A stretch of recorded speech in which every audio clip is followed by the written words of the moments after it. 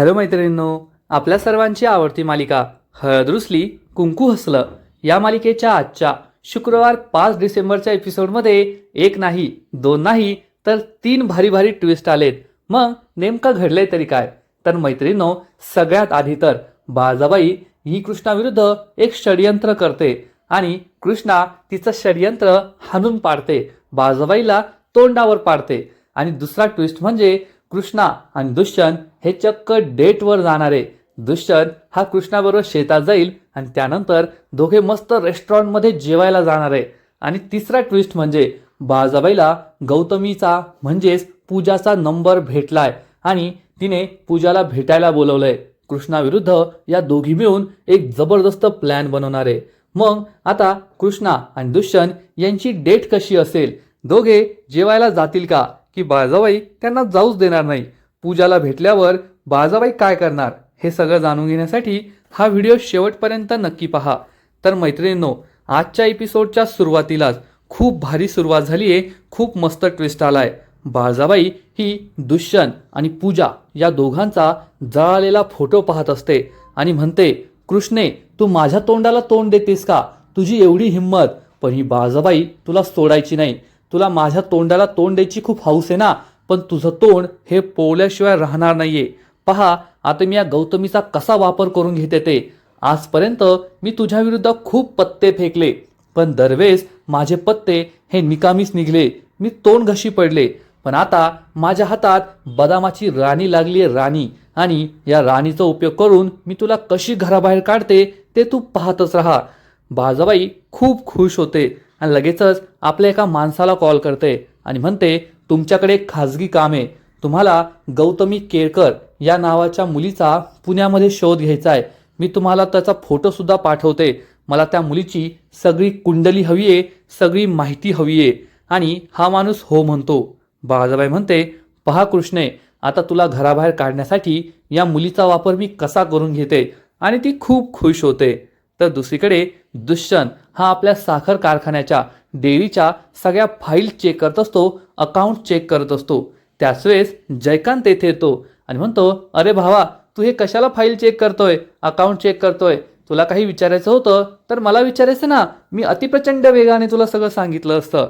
तर दुष्यंत म्हणतो, मी अजून चेक करतोय, मला काही लागलं ना तर मी तुला विचारेल, तू जा येथून.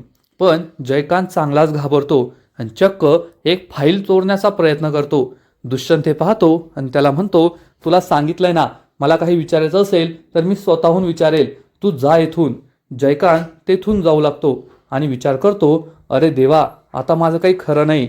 जर या दुष्यंतने हे सगळ्या फाईल चेक केल्या, अकाउंट चेक केले तर आमचे सगळे घोटाळे बाहेर पडतील आणि मग बिन तिरडीचीच आमची अंतयात्रा निघेल.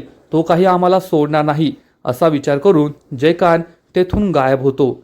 थोड्या वेळानंतर दुष्यंत आपल्या कारखान्याच्या संचालकांना कॉल करतो आणि म्हणतो, मला अजून काही डॉक्युमेंट्स हवेत, मी तुम्हाला ईमेल करतो, तुम्ही मला रिप्लाय करा.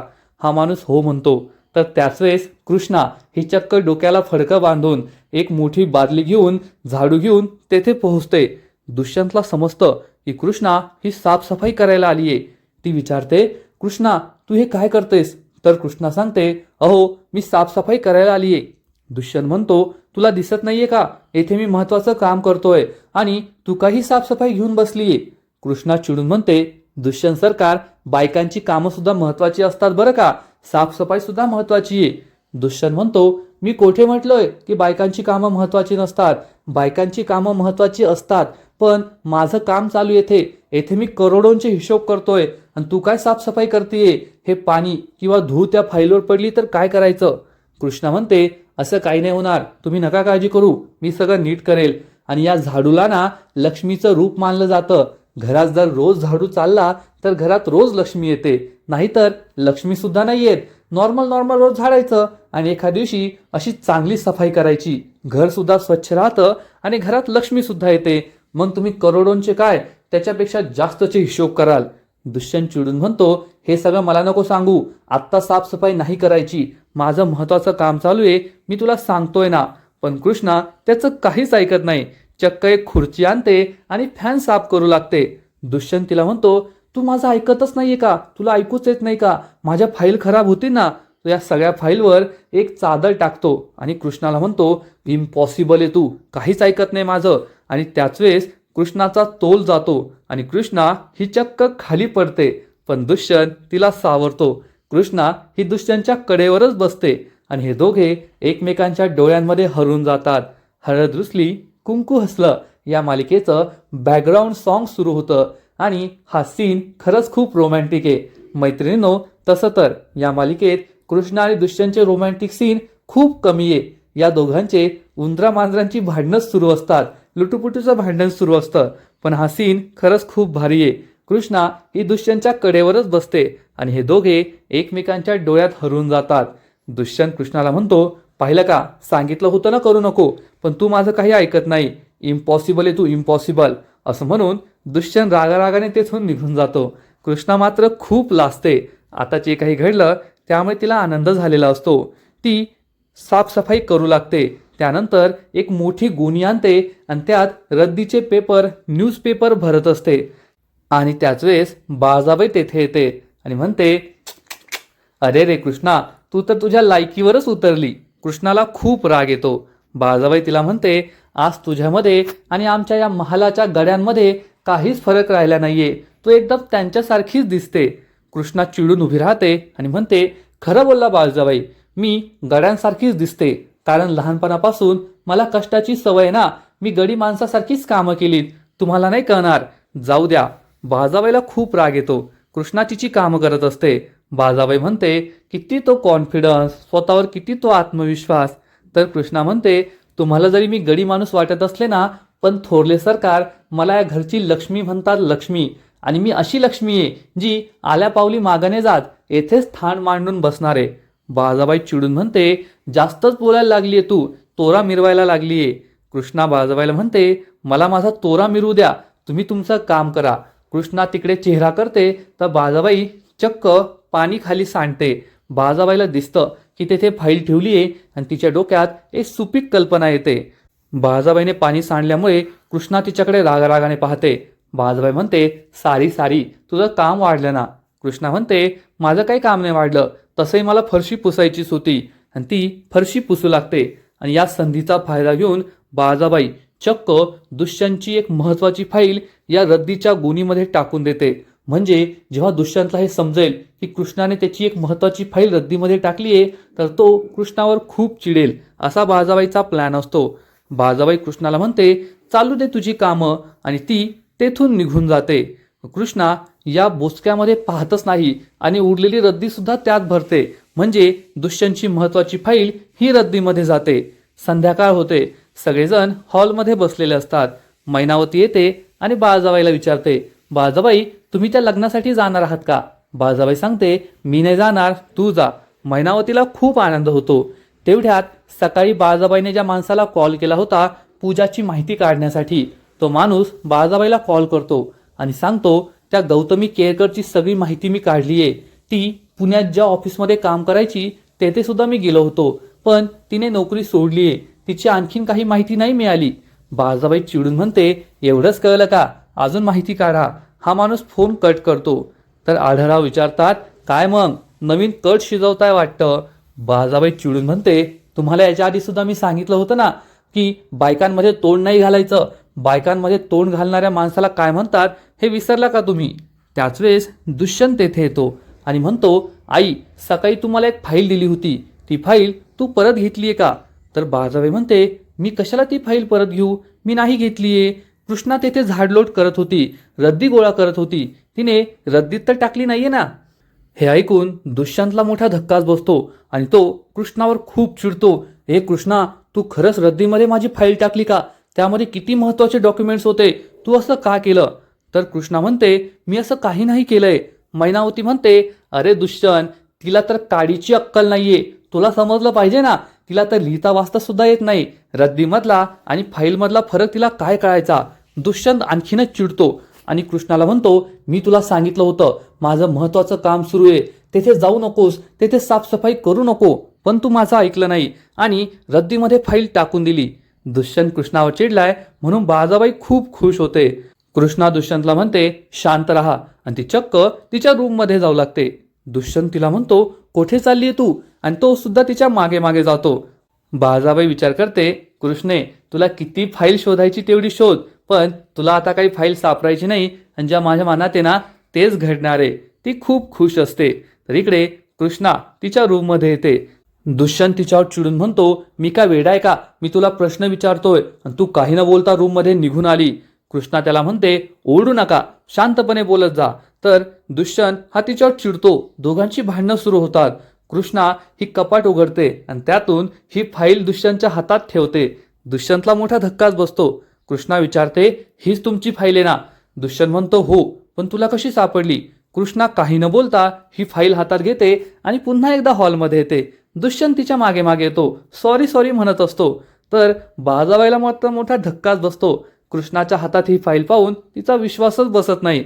कृष्णाला आठवतं की जेव्हा रूममध्ये बाजाबाई या रद्दीच्या गोणीमध्ये फाईल टाकत होती तेव्हा कृष्णासमोर आरसा होता आणि कृष्णाने आरशात पाहिलं होतं की बाजाबाई ही फाईल रद्दीच्या गोणीत टाकतीये. पण तेव्हा कृष्णा काहीच नाही बोलली आणि नंतर तिने ती फाईल बाहेर काढून ठेवली. बाजाबाईला कळतच नाही हा चमत्कार कसा घडला. तर कृष्णा दुष्यंतवर चिडून म्हणते, दुष्यंत सरकार, मी अडाणी असले, मला लिहिता वाचता येत नसलं ना तरी नवऱ्याच्या गोष्टी नीट ठेवण्याएवढी अक्कल मला आहे, तेवढं शहाणपण आहे माझ्या मनात. दुष्यंत चिडून म्हणतो, तू माझ्याशी असं काय बोलते? माझ्याशी नीट बोलायचं. तर कृष्णा म्हणते, तुम्ही सुद्धा माझ्याशी नीट बोलायचं. काही जाणून घेत नाही, काय नाही आणि डायरेक्ट माझ्यावर फायरिंग सुरू करता, तोंडाचा पट्टा सुरू करता. दुष्यंत चिडून म्हणतो, तोंडाचा पट्टा म्हणजे? ही काय तुझी बोलायची पद्धत आहे? माझ्याशी नीट बोलायचं. कृष्णा सुद्धा त्याला बोट दाखवते, तुम्ही पण माझ्याशी नीट बोलायचं. या दोघांमध्ये चांगलंच भांडण सुरू होतं. तर आढळराव म्हणतात, उंदीर मांजर, काय भांडण सुरू आहे? भेटली ना फाईल, मग आता गप्प बसा, भांडू नका. दुष्यंत कृष्णाला म्हणतो, तुला चांगलंच पाहून घेईल आणि तो रूममध्ये निघून जातो. आढळराव म्हणतात, जे झालं त्यामुळे खूप आनंद आहे आणि ते सुद्धा तेथून निघून जातात. तर कृष्णा बाजाबाईला म्हणते, काय बाजाबाई, तुमच्याकडून मला ही अपेक्षा नव्हती. तुम्ही असे चिरकुट प्लॅन बनवाल असं नव्हतं मला वाटलं. कमीत कमी स्वतःच्या नावाला जागा आणि काही मोठे मोठे प्लॅन बनवा. असं म्हणून कृष्णा तेथून निघून जाते. या कृष्णेने माझा आणखीन एक प्लॅन फ्लॉप केला म्हणून बाजाबाईला मात्र खूप राग आलेला असतो. ती खूप चिडलेली असते. मैत्रिणींनो, एकूणच आजच्या एपिसोडमध्ये कृष्णा ही बाजाबाईला पुरून उरली आहे आणि बाजाबाईला तिने तोंड घशी पाडलंय. बाजाबाईला असं वाटलं होतं की ती ही फाईल लपवून ठेवेल, रद्दीमध्ये देईल आणि त्यानंतर दुष्यंत कृष्णावर चिडेल. पण कृष्णाने आधीच हे आरशात पाहिलं होतं, त्यामुळे तीच बाजाबाईला पुरून उरली. तिने बाजाबाईचा प्लॅन फ्लॉप केला. खरं सांगायचं तर याआधी जेव्हा कृष्णाचा बाजाबाईवर पूर्ण विश्वास होता, ती डोळे झाकून बाजाबाईवर विश्वास ठेवायची आणि बाजाबाई तिच्या पाठीवर वार करायची. त्यामुळे कृष्णा जखमी होत होती. पण आता मात्र कृष्णाने आपले डोळे उघडे ठेवलेत आणि बाजाबाई तिच्या आजूबाजूला आलीये, शेजारी आलीये. याचा अर्थ नक्कीच ती काहीतरी कट कारस्थान करत असेल असा विचार तिने केला आणि ती सावधान राहिली. सावधानीसाठी दुर्घटना घडली, पण यावेळेस ती सावधान राहिली म्हणूनच ती बाजाबाईच्या प्लॅनमधून वाचू शकली आणि दुष्यंतचा जमदाग्नी होण्यापासून सुद्धा ती वाचली. एकूणच खरंच आजचा एपिसोड खूप भारी होता आणि कृष्णाने पुन्हा एकदा बाजाबाईला दाखवून दिलंय की ती तिच्या शेरात सव्वा शेरे तिच्या वरचढे. त्यामुळे बाजाबाईचा खूप जळफाट होतोय. त्यामुळेच आता बाजाबाईने ठरवलंय की काही करायचं आणि कृष्णाची चांगली जिरवायची, तिला हरवायचं. आजचा एपिसोड तर भारी होता, पण पुढचा एपिसोड आणखीन भारी असणार आहे. कारण दुष्यंत हा कृष्णाला चक्क डेटवर घेऊन जाणार आहे, तिला लंचसाठी घेऊन जाणार आहे. पुढील एपिसोडमध्ये आपण पाहू की दुष्यंत हा कृष्णाला विचारेल, कृष्णा तुझा आजचा काय प्लॅन आहे? कृष्णा त्याला सांगेल, मला शेतावर चक्कर मारायला जायचंय. तर दुष्यंत तिला म्हणेल, ठीक आहे ना, मग मी सुद्धा तुझ्याबरोबर शेतावर येतो. तुझं शेतातलं काम झालं की त्यानंतर आपण मस्त लंच करायला एखाद्या रेस्टॉरंटमध्ये जाऊया. कृष्णा यासाठी तयार होईल. म्हणजे एकूणच दुष्यंत हा कृष्णाला डेटवर घेऊन जातोय आणि कृष्णा आणि दुष्यंतची ही पहिली डेट असेल आणि ही रोमॅन्टिक डेट असणार एवढं मात्र नक्की. पण या दोघांचं बोलणं मैनावती ऐकेल आणि मैनावती ही आपल्या सवयीप्रमाणे चुगलखोर आंटी बनणार आणि त्यानंतर ती बाजाबाईला हे जाऊन सांगणार की बाजाबाई, तुमचा आवडता लेक दुष्यंत तुमच्या नावडत्या सुनेला घेऊन चक्क हॉटेलात जेवायला जातोय. आणि हे ऐकून बाजाबाईचा तळफाट होईल. बाजाबाईला खूप राग येईल. बाजाबाई म्हणेल, मी काही त्यांना जेवायला जाऊ देत नाही. बाळजाबाई सुद्धा एक प्लॅन बनवणार. ती दुष्यंतला म्हणेल, दुष्यंत माझं एक महत्त्वाचं काम आहे, तू माझ्याबरोबर येशील का, मला घेऊन जाशील का. आणि आपला आई भक्त दुष्यंत लगेचच यासाठी तयार होईल. तो बाळजाबाईला एके ठिकाणी घेऊन जात असेल. दोघे गाडीमध्ये असतील, पण त्याच वेळेस दुष्यंतच्या फोनवर चक्क गौतमीचा फोन येईल, तिचा फोटो येईल आणि बाळजाबाई हे पाहणार.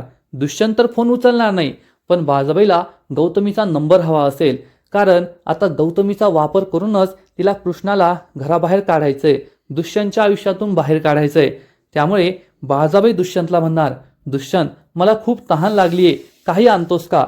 तेवढ्यात दुष्यंतला नारळ पाणीवाला दिसेल. दुष्यंत बाळजाबाईला म्हणेल, नारळ पाणी चालेल का.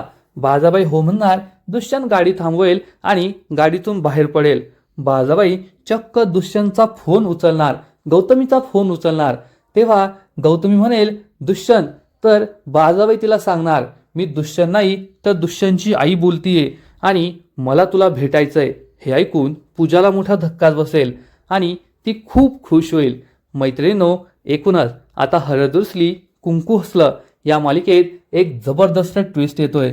एकीकडे दुष्यंत हा एक पाऊल पुढे जातोय. आधीच त्याने कृष्णाला आपल्याबरोबर बेडवर झोपण्याची परवानगी दिलीये आणि तो आता कृष्णाला आपल्याबरोबर रोमॅन्टिक डेटवर सुद्धा घेऊन जाणार आहे. तिला लंच करण्यासाठी, जेवण करण्यासाठी रेस्टॉरंटमध्ये घेऊन जाणार आहे. याचा अर्थ आपल्या नात्याला आता पुढे न्यायचं असं दुष्यंतने ठरवलंय. कारण कृष्णाने सांगितल्यानंतरच त्याने आपला फॅमिली बिझनेस चालवायचं ठरवलंय. साखर कारखान्याकडे आणि डेअरीकडे तो लक्ष देऊ लागलाय. पण त्याच वेळेस बाळजाबाईच्या हाती मात्र तुरुपचा एक्का लागलाय. बाळजाबाईला पूजाचा नंबर भेटलाय आणि ती पूजाला भेटणार आहे. लवकरच पूजाला ती भेटेल. पण जेव्हा तिला पूजाचं सत्य कळेल तेव्हा तिच्या पायाखालची सुद्धा जमीन सरकणार. कारण दुष्यंतने पूजाबद्दल जे काही बाळजाबाईला सांगितलंय तेवढंच तिला माहितीये की दुष्यंतला जी मुलगी आवडते त्या मुलीचं नाव गौतमी केळकर आहे. ती दुष्यंतबरोबर पुण्यात राहायची, पुण्याच्या ऑफिसमध्ये काम करायची, ती पुण्याचीच आहे. पण जेव्हा बाळजाबाईला समजेल की ही गौतमी केळकर तर आपल्या गावची आहे, कृष्णाची बहीण आहे, सावित्रीची मुलगी आहे, तेव्हा तिला सुद्धा मोठा धक्का बसेल. पण त्यानंतर ती या संधीचा फायदा करून घेईल. कारण पूजाचा जितका राग कृष्णावर आहे तितकाच राग बाळजाबाईचा सुद्धा कृष्णावर आहे आणि दुश्मन का दुश्मन अपना दोस्त होता है. तसंच बाळजाबाई आणि पूजा या दोघांची दुश्मन ही एकच आहे आणि ती म्हणजे कृष्णा. त्यामुळे कृष्णाला आयुष्यातून उठवण्यासाठी, रांगणे पाटलांच्या घरातून आणि दुष्यंतच्या आयुष्यातून बाहेर काढण्यासाठी पूजा आणि बाळजाबाईची गट्टी जमणार आणि या दोघी मिळून कृष्णाविरुद्ध एकानंतर एक प्लॅन बनवणार. आणि त्यांचे प्लॅन हे नक्कीच कृष्ण आणि दुष्यंतसाठी खूप दुःखदायक असतील, त्यांच्या संसाराला ग्रहण लावणारे असतील, एवढं मात्र नक्की. तर मैत्रिणींनो, तुम्हाला हा ट्विस्ट आवडतोय का. कारण आजपर्यंत बाळजाबाईने कृष्णाविरुद्ध खूप कट कारस्थानं केली आहे, पण कृष्णा या प्रत्येक कट कारस्थानातून सुखरूप बाहेर पडली. पूजाने सुद्धा काही कमी केलं नाही. पूजाने तर चक्क कृष्णाविरुद्ध प्लॅन बनवण्यासाठी लहान मुलींचा जीव घेण्याचा प्रयत्न केला. पण आता मात्र बाळजाबाई आणि पूजा या दोघी एकत्र येणारे, याचा अर्थ त्यांची ताकद डबल होईल आणि या डबल ताकदीला सामना करण्यासाठी कृष्णाला खूपच अवघड जाईल एवढं मात्र नक्की. पण आता दुष्यंत सुद्धा तिच्या बाजूने खंबीरपणे उभा आहे. दुष्यंतच्या मनात सुद्धा कृष्णाबद्दल हळूहळू प्रेम निर्माण व्हायला लागलंय आणि या प्रेमाचा फायदा नक्कीच कृष्णाला बाळजाबाई आणि पूजा विरुद्ध लढायला होईल एवढं मात्र खरं. तर मैत्रिणींनो, तुम्हाला सुद्धा हळद रुसली कुंकू हसलं ही मालिका आवडते ना. या मालिकेतील कलाकार, या मालिकेतील जे पात्र आहेत, या मालिकेची जी गोष्ट आहे ती आवडते ना. नक्कीच कमेंट करून सांगा. कारण आता पुढील काही एपिसोडमध्ये आपल्याला एकानंतर एक ट्विस्ट पाहायला मिळणार आहे. बाळजाबाई ही जेव्हा पूजाला भेटेल तेव्हा तिला पूजाचं सत्य कळणार आणि मग पूजाला कृष्णाविरुद्ध उभं करण्यासाठी ती पूजाला आपल्या घरात आणण्याचा निर्णय घेईल. त्यासाठी कदाचित ती पूजाचं आणि जयकांतचं लग्न लावून देईल आणि मग पूजा ही कृष्णाची सवत बनून नाही तर जाऊ बनून घरात येणार आहे. मग आता कृष्णा आणि पूजा या दोघांचं नातं कसं असेल, पूजा घरात आल्यानंतर दुष्यंत काय करणार, तो पूजाचं सत्य कृष्णाला सांगेल का, हे सगळं पाहणं खूपच इंटरेस्टिंग आहे. तर मैत्रिणींनो, हळद रुसली कुंकू हसलं या मालिकेचे असेच नवीन नवीन अपडेट्स सर्वात आधी जाणून घेण्यासाठी व्हिडिओला लाईक करा, शेअर करा, चॅनलला सबस्क्राईब करून बेल आयकॉनवर क्लिक करा. म्हणजे या मालिकेचे नवीन नवीन अपडेट्स तुम्हाला सर्वात आधी मिळत राहतील. खूप खूप खूप धन्यवाद.